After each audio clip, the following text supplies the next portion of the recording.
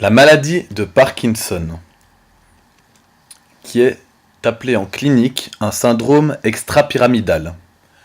Elle se manifeste chez des sujets âgés, sa prévalence est équivalente dans les deux sexes, et les différents symptômes qu'on peut observer s'expliquent par la perte de substances noires. La substance noire, elle se situe au niveau du tegmentum mésencéphalique. Elle a une forme semi-lunaire à concavité antérieure et est divisée en une pars reticularis antérieure et une pars compacta postérieure. Elle reçoit et envoie diverses afférences et efférences vers d'autres structures motrices du système nerveux central, notamment le cervelet, les noyaux gris de la base ou d'autres noyaux plus caudaux du tronc cérébral. Ces neurones sont dopaminergiques.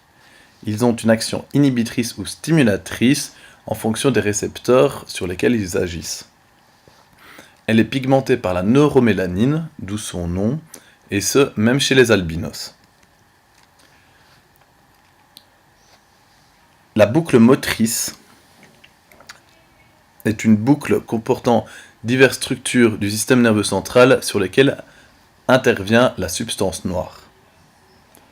Elle comprend le cortex moteur primaire, les noyaux gris de la base, c'est-à-dire le striatum et les globes pâles, le noyau sous-thalamique et le thalamus.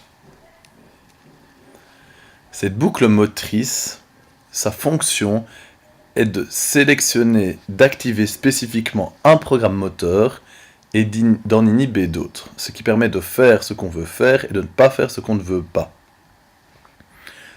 Elle a une voie directe, dans laquelle le cortex frontal est stimulé par le thalamus. Celui-ci est inhibé de manière tonique par le globe pâle interne. Donc, pour que le thalamus puisse activer le cortex frontal et donc qu'on ait le déclenchement du programme moteur, il faut lever l'inhibition qui vient du globe pâle interne. C'est ce qui se fait par le striatum, qui inhibe de manière transitoire le globe pâle interne. Le striatum est lui-même stimulé par le cortex cérébral ou la pars compacta de la substance noire, la partie qui nous intéresse, dans la maladie de Parkinson. La voie indirecte comporte fondamentalement les mêmes éléments, mais avec en plus une voie inhibitrice qui comporte un neurone inhibiteur au niveau du globe pâle externe.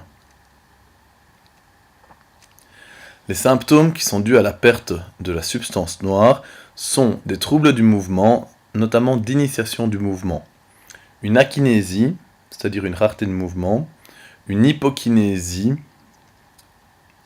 Ils sont donc d'amplitude plus faible que chez un individu normal, ce qui se voit par exemple à la marche, parce que le ballon du bras est plus faible chez un parkinsonien que chez un individu normal, et une bradykinésie, c'est-à-dire une lenteur de mouvement.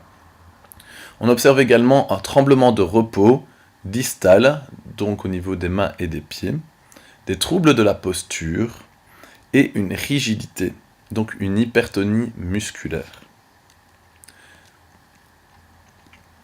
Tous ces symptômes sont regroupés sous le terme de ce qu'on appelle en clinique le syndrome extrapyramidal. Comme traitement, on utilise de la L-Dopa.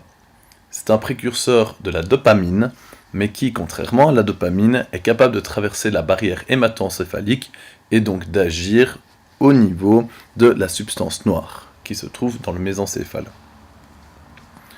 En plus, on utilise du benzérazide, qui est un inhibiteur de la L-Dopa décarboxylase périphérique, ce qui permet d'augmenter la concentration de la L-Dopa dans le sang, afin que celle-ci soit utilisée principalement par la substance noire au niveau du système nerveux et pas en périphérie.